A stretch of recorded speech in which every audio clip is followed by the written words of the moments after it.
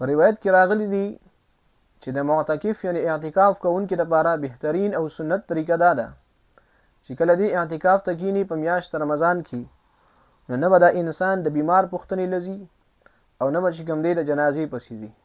یعنی غرض دا دی چې کله یو انسان اعتکاف ته کینی نو مسنون طریقه دا ده چې دی به د جومات نه بهر نه وځي. په جومات کې په یو خاص ځای کې کینی نو هلته کې به خپل عبادتونه وغیره ادا کوي. که چېرې مثال محله کې څوک بیمار شي نو د بیمار پوښتنې له به هم نه ځي او د جنازې لپاره به هم بهر د جومات نه وځي. بل علماو ذکر کړي دي چې کله انسان اعتکاف ته فارغ کینی نو د جومات نه چې کوم دی د انسان د صرف د حاجت لپاره وتلی شي د ضروري حاجت بغیر د حاجت نه جومات نه بهر نشي وتلی. نو حاجتونه د انسان دوه قسم دي.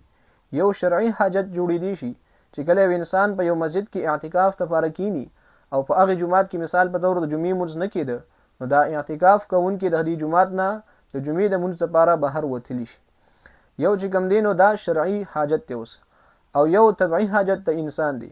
که مثال په یو جومات کې انسان اعتکاف ته فارغ کېناستو او د انسان ته د غسل ضرورت راغی د لامبلو ضرورت راغی یا د انسان لپاره مثال د دسمالي ضرورت وي او تنظیم په جومات کې نو دی چې کوم دی د جومات نه بهر وتلی شي بهر تلی شي خپل ضرورت چې کوم دی د انسان برابرولی شي.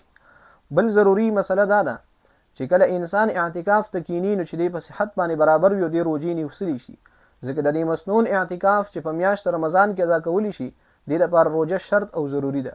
لکه چې یو انسان بیمار شو او روزي نشوي نیولې نو د انسان مسنون اعتکاف نه ادا کیږي دا اعتکاف بیا نفلي وي. نو اکثر خلک دا تاسو کوي چې یاره زما شوګر دی که زه روزه نشم نیولې نه اعتکاف نو دا بیا مسنون اعتکاف د انسان نه ادا کیږي. نفلی اعتکاف پر انسان چې کوم دی ادا کیږي ځکه د اعتکاف لپاره روزه شرط ده. بل اهم او ضروری مسله دا ده چې کله د انسان په جومات کې اعتکاف ته فارغ کینی نو د خوراک لپاره به هم بهر د جومات ته حدود نه وځي. که د انسان د جومات د حدود نه بهر ووته د انسان اعتکاف فریبانی خرابېږي او ماتېږي بلکې خوراک پر جومات په حدود کې دننه کوي او خیال بر دې خبرې ساتي چې جومات نه الوده او ګنده نشي. بل ضروری مسله دا ده چې مثال په تور یو انسان اعتکاف ته کینی نو کوشش پدا کوي چې د انسان د فحش او بیکاره خبرو نه ځان وساتي. د اعتکاف په حالت کې د جنگ جګړو ضرورتیا نه ځان وساتي.